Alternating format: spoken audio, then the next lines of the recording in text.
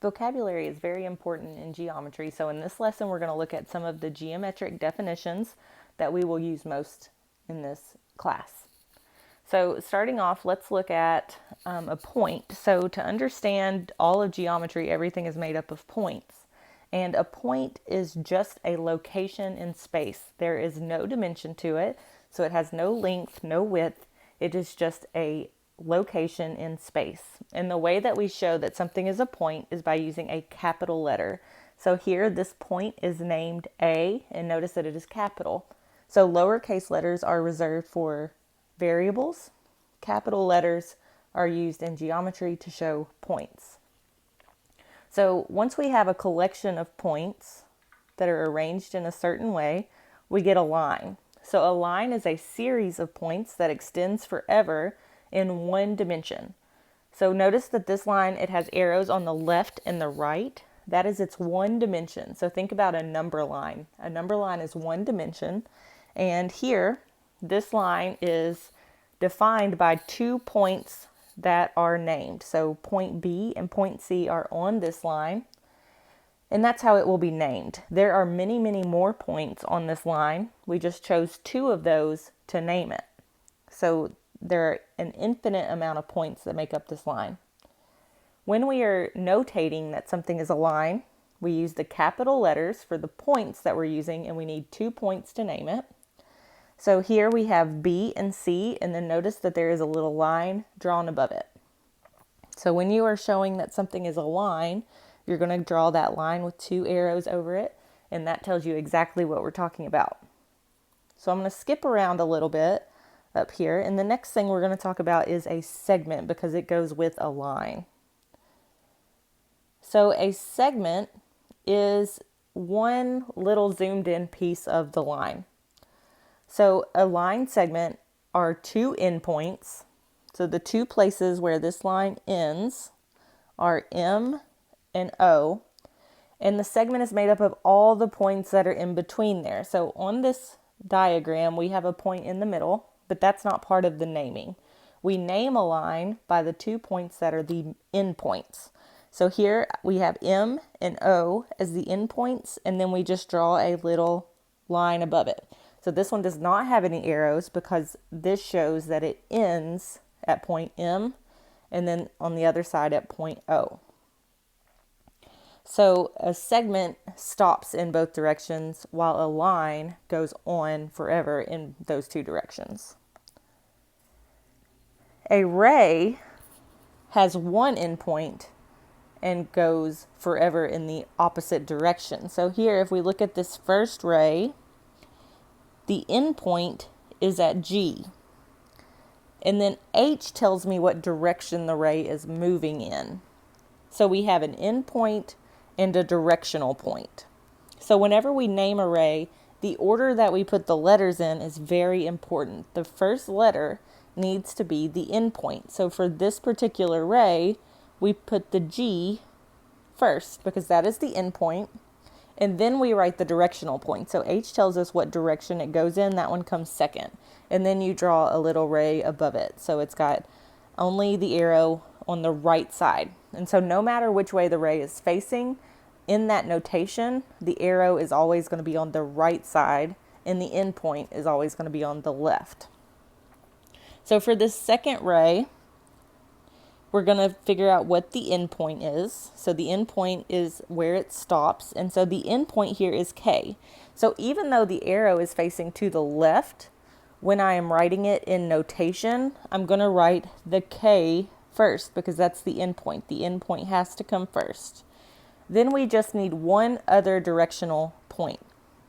So on this ray, there are 2 points that come between the endpoint K and the arrow. We can name it with either one. So we can name this ray as KJ or KI, and we're talking about the same ray. And that's okay. So we can choose either one, and these are the same ray. So with lines, if we have one solid straight line that is made up of 2 rays that share an endpoint and go in opposite directions. So one example of opposite rays is highlighted here in orange and green. And notice that they have a common endpoint. So that's very important, is that both rays will have that common endpoint. So the one that's highlighted here is this one that's listed second. So N is the common endpoint. It's going to be the first letter in both rays. And then we need a directional point. So to go to the left, we have to go through either M or L. So down here, it's written as ray in L. And then in the opposite direction, it's going through point O. So that one is ray in O. Any 3 points on a line can make up opposite rays. So opposite rays have to form a straight line. So they share an endpoint and they form a straight line. So another example of opposite rays would be using M as the endpoint, and then going from M through O and going the opposite direction from M through L. So that's also a set of opposite rays. And whenever we're talking about these things, we are talking about collinear points. So the prefix there, co, means together. So if you are a co-worker, you are someone who works together.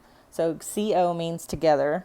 And so collinear points are points that are on the same line. So in this image, G, H, and I are collinear points, but any set of points that include J are not collinear because J is not on the line. So G, H, and J are non-collinear. So that is all of our definitions up here that have to do with lines, line segments, rays, any part of that. So a point is one-dimensional, a line is two-dimensional, and a plane, let me go back. A point is not dimensional at all.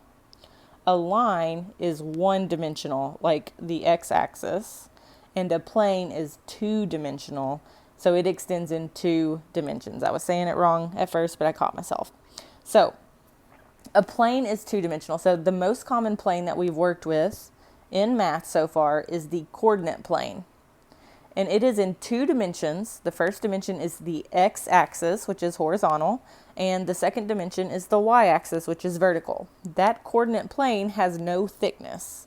So it's just those 2 directions. So a plane in general is like that. So it extends in 2 dimensions, but it has no thickness. So anything that goes in 2 dimensions and has no thickness is a plane. So think about a piece of paper. You can hold it in a lot of different orientations. You can tilt it. That is a plane. It has no thickness and it extends in those 2 dimensions. It's just that it goes forever past that. So any polygon, a triangle, a rectangle, a pentagon, all of those are drawn within a plane. So a plane is in 2 dimensions, and you need at least 3 points to make up a plane. Here we have D, E, and F. There is no real notation for a plane. Sometimes you'll see it with like this little parallelogram looking thing. But a lot of times we just use the word plane. So we would say plane DEF. So in order to share a plane, if any points or lines or anything share a plane, then they are called coplanar. Then if there is a point that is not on the same plane as the rest, that one is not coplanar. So here J, K, and L are coplanar points, but J, K, and M are not coplanar. So those are our main definitions that we'll be working with and those different dimensions that we're talking about. So when we're talking about these things, we're going to think about how these can intersect, mainly with our one-dimensional and two-dimensional things. So 2 points can't intersect because they have no dimension. If 2 points intersected, that would just mean that it was the same point.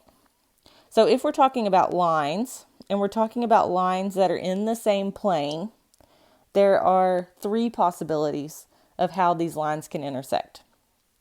The two lines can be parallel, which means that they would never intersect. They keep going on and on forever, but they never cross. They can be oblique, which is a word that means that they intersect one time. And so any two lines that intersect are called oblique lines. Or if we have two lines that match up with every single point, that's called infinitely many points. So think about our systems in Algebra 1 or in 8th grade math where they line up completely together. That is infinitely many, and those are collinear. They're the same line. So the only other option is that if we have two lines that are not in the same plane, that do not intersect, those are called skew lines. So here I have a prism drawn. If we have two lines that are not in the same plane, so these are in two different planes. Notice that the pink one, we can say that it is on this plane that's shown by that front rectangle. And then we have the green line, which would be part of this side of our prism. Those are in two different planes, and they will not intersect because they're on different planes. And if we have that case, then those lines are called skew lines. So that's the only case where it will not fall into one of these categories, is if they are not in the same plane. So lines are going to intersect in that way. So if we're dealing with a line and a plane, if we have a plane and then the line is not in that same plane, there's no intersection, those would be parallel. So that would be like a piece of paper and then your pencil sitting above it. That would be parallel. Or they can intersect, and if they intersect, they will intersect at a point. So think about your piece of paper and your pencil going through it. It will go through at one single point. Or the line can be in the plane, which would mean that every point on the line is also in the plane. When we're dealing with planes, two planes can be parallel. So think about like in a prism, those two opposite sides. So to help us kind of see this, I'm just going to draw some lines to make you think about a prism. Planes are like those front and back shapes of the prism. Those would never intersect, so those are parallel planes. Then, if we think about like two of the sides of a prism, two planes will intersect at a line. So if you think about in a solid like a prism, if you have two planes that intersect, two of the faces, they will intersect at a line. Or they can be coplanar. They can be the same plane. So one plane can be within the other plane. And that would be an infinitely many solutions example. So this would be like having a picture frame. So those are in the same plane. We just have a border around one of them. Even though that's just a representation and both of those planes actually go off in all the directions. All right, so now we're going to model, and we're going to look at the definition and think about what it means, and then draw those things that are listed. So here it says draw three collinear, and collinear means on the same line, and points, and points are locations in space. So I need three locations in space that are not on the same line.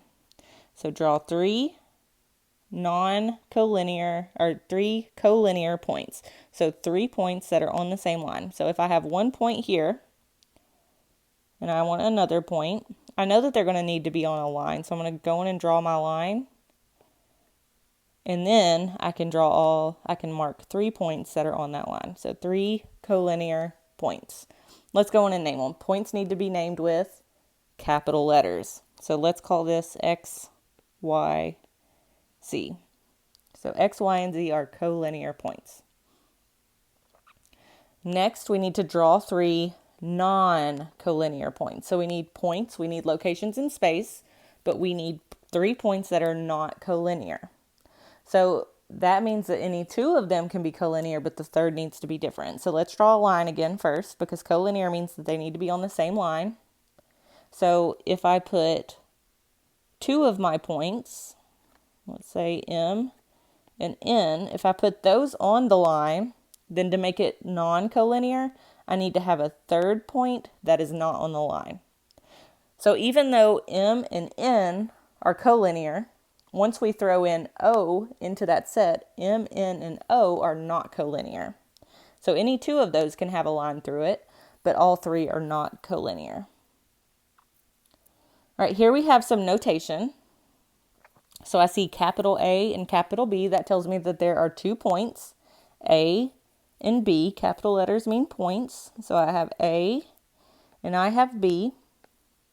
And then looking at the symbol that's up above it, notice that it's an arrow with, or a line with arrows in both directions. This is a line. So to make my line, I need to draw a line that goes through both of those points and has arrows on each side. So that notation helps me know exactly what I'm talking about. So anything that goes to the right of B and to the left of A is also on that line.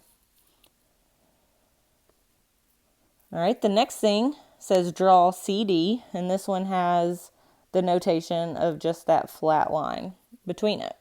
So first I'm going to start with my points. I need 2 points, point C and point D. And then I need to recognize this notation to know exactly what I'm drawing. So since this does not have arrows on either, this is a segment. So a segment has endpoints at C and D. So I'm going to connect in between, but notice it does not go any further. C is the end of this segment on the left, and D is the end of the segment on the right. All right, we have one more to draw. And here, I know what points I'm working with. I have E and F, so I'm going to draw a point E. And I'm going to draw a point F. And this has one endpoint and one arrow. So EF is a ray. So the letter that comes first with the part that stops in the notation, that's the endpoint. And then the one that is underneath the arrow is the directional point. So this will be a ray, and the ray starts at E and goes through F. So my ray needs to go past F and have an arrow on the other side of F. So the notation and the definitions in this lesson are very, very important.